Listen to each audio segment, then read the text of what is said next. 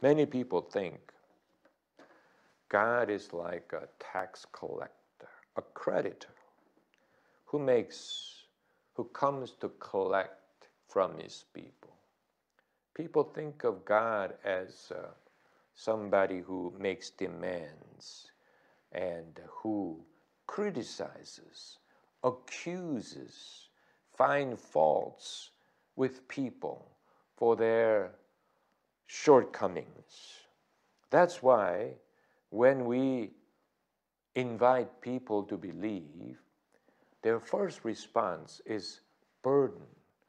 When we invite somebody to come to church, come to believe in God, their first response is not joy, but they feel burdened, they feel bothered, and they will give excuses for not coming to church, not serving God, why they hesitate to commit their lives to God, because they fear once they let God into their lives, God will come in and start telling them what's wrong with their lives and the things that they must give up and the things they must stop.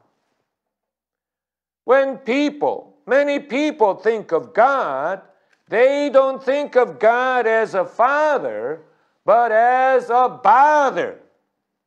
God comes in to criticize, to accuse, to rebuke, to find faults, and to make demands.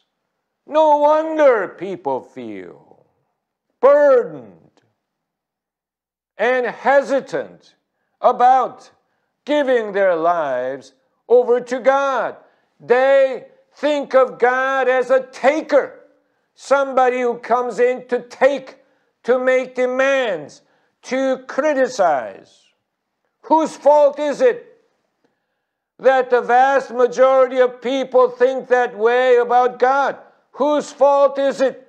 Is it the fault of the church? Is it the fault of preachers? Is it the fault of Christians?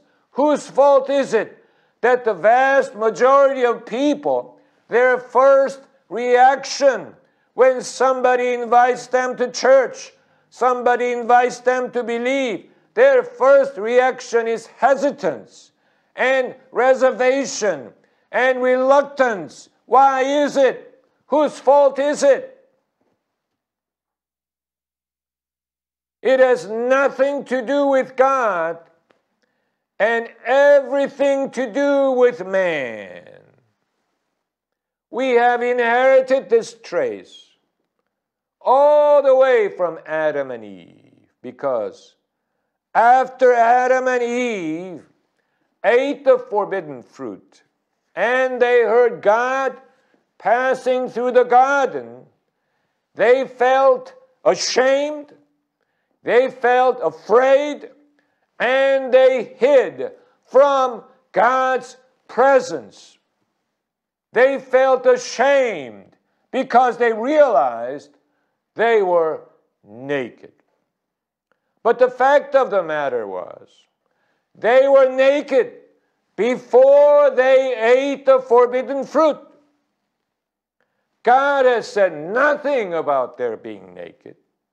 Nobody had criticized Adam and Eve about being naked, and yet, after eating the forbidden fruit, they realized they were naked, and they felt ashamed and afraid and hid from God on their own accord. God did not criticize them. God did not accuse them of being naked. But they hid from God on their own accord.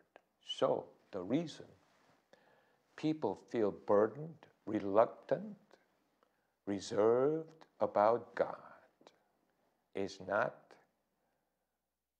Christians' fault or church's fault, but every man who has not realized the love of God that was displayed through Christ will react that way. because he has inherited that trace from Adam and Eve. God scolded Adam and Eve for not being naked, but for eating of the forbidden fruit. So, if the nakedness of man represents the moral weakness and failure of man, that means God does not criticize man for his moral failure. That's a very, very important statement. If the nakedness of Adam and Eve represents the moral failure of man, because God did not criticize Adam and Eve for being naked, that means God does not criticize man for his moral failure. Then what does God criticize man of? He criticizes man of trying to hide his own moral failure through man's own effort. That's what God is displeased with. In other words, when a man tries to look more righteous than he actually is, that's what displeases God. Adam and Eve made a skirt out of fig leaves to cover their nakedness. Those fig leaves represent man's attempt to look more righteous than he actually is. It represents his dishonesty, hypocrisy, and false religion. That's what displeased God. God never criticized them for being naked. God knows what man is. God knows man is made of dust. Man is made of dust, of clay. That's what the word Adam means. It means dust. It means dirt. God knows what man is, how weak man can be. God knows man's weaknesses, basic instincts, shameful instincts. God knows all of them. And so we should not try to cover them up, pretend they don't exist, pretend that we are more righteous than we actually are.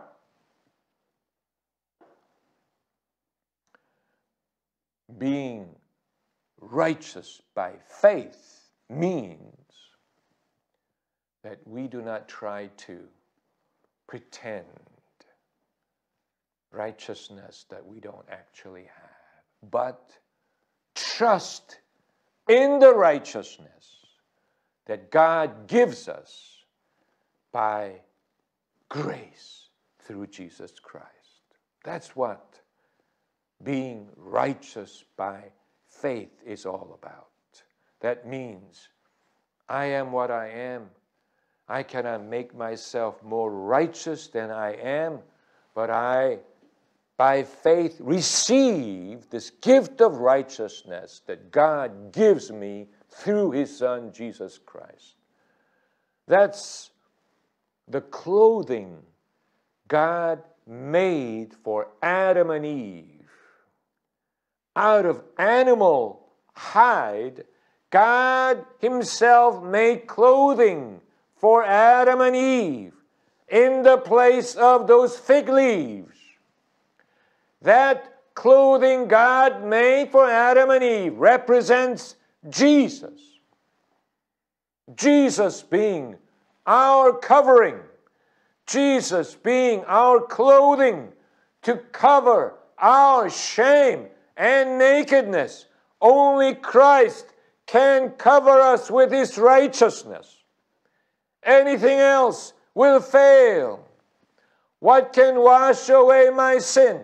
Nothing but the blood of Jesus. What can make me whole again? Nothing but the blood of Jesus. Oh, precious is the flow that makes me white as snow. No other fount I know. Nothing but the blood of Jesus. Nothing else can make us righteous. Nothing else can cover our shamefulness. We should not try to pretend that we are cleaner than we actually are.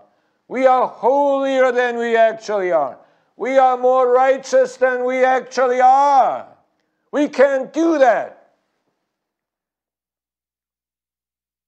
When we realize that truth, it liberates us. It liberates us. Truth shall set you free. Knowing the truth will liberate us. When liberated, we can say, we are what we are by the grace of God. Paul said, I am what I am by the grace of God. I am what I am with all my weaknesses, with all my shame, with all my terrible mistakes, with all my shortcomings. Nonetheless, I am what I am by the grace of God. I will not pretend that I am not what I am, because my hope is built on nothing less than Jesus and His righteousness. My hope is built on nothing less than Jesus' blood and His righteousness. Nothing else. This, my friends, is radical faith in Jesus Christ. How many Christians in the world can claim this kind of radical reliance on the all-sufficiency of the grace of Jesus, so that they don't have to pretend? We are tired of pretending. Christians are tired of pretending to be someone they are not. We are tired of acting. We are tired of this charade. Why do people think that becoming a Christian is entering into this life of acting? That's false gospel. That's false Christianity. That's false faith. Entry into Christianity is not an entry into a life of acting or pretending. We should not pretend. People pretend because they do not entirely rely on the righteousness that is given them as a gift from God. My hope is built on nothing less than Jesus' blood and His righteousness. All other ground is sinking sand. All other ground is sinking sand. Favorite hymn. That must be our confession. How many Christians make that confession and live by that faith? Why do people feel they need to pretend and act holier than thou? That's silly, unnecessary, and inutile, useless, totally useless, pretending to be holier than thou. We are not holy any more than our next man. We can try to be holy. We can try to be righteousness. We can try to be good. We can try to be kind. We can try to be nice. We can try to be gentle and patient. We try. But trying is trying. It doesn't make us a good man. We have good days and bad days. On good days, we can pass for being good. But bad days, forget it. Forget it. On bad days, Christians stay home and they don't go out and interact with people because they have no confidence that they can come across as being good. Right? That's how burdened we are. That's how burdened we are to pretend to be something we're not. How much longer are we going to continue this charade? Why do Christians think that Christian life consists of this succession of pretending and acting and tiring? It's tiring, taxing on our conscience. It eats away our joy, our confidence. So, a true Christian, my friends, a true Christian, the chief characteristic of a true Christian is honesty. Honesty. He's honest to himself, to God, and to others. He's honest. Because he doesn't try to act, he can be honest. Honest to God. Jesus talked about the honest prayer of a tax collector. He said the tax collector couldn't even look up to heaven. He beat his breast and says, "Have mercy on me, a sinner." That's an honest prayer.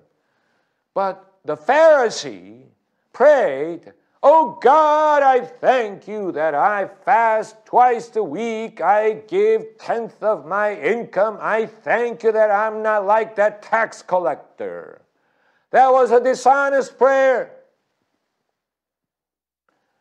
Why do Christians feel that the entry into Christianity demands dishonesty from them? We must cast away that kind of false teaching from our churches, from our pulpits. We must resist this kind of false teaching. That's not the gospel.